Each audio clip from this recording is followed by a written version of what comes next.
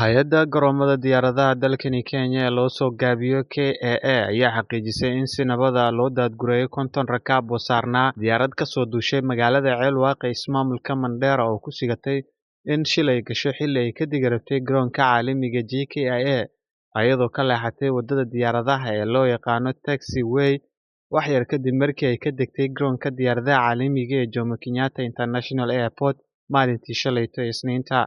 War-saxaafadeed oo uu soo saaray Kusimaha MD-ga hay'adda, Dr. Maxamuud Geedi ayaa lagu sheegay in dhacdadaasi kadib la xakameeyay isla markaana la howlgeliyay adeegyada gurmadka degdegga ah. War-saxaafadeedka ayaa intaasi loogu daray in shaqada garoonka diyaaradaha ay caadi ahayd, laakiin ilo-wareedyo ayaa warbaahinta u sheegay in dhacdadaasi ay sababtay in dib u dhac ku yimaado duulimaadyada diyaaradaha iyo weliba duulimaadyada kale ee xamuulka. Hay'addu waxay si dhow ula shaqeynaysaa hay'adaha kale ee dhanka duulista qaabilsan si loo hubiyo in si ammaan ah loo qaabilo diyaaradaha, ayaa lagu yiri war-saxaafadeedka.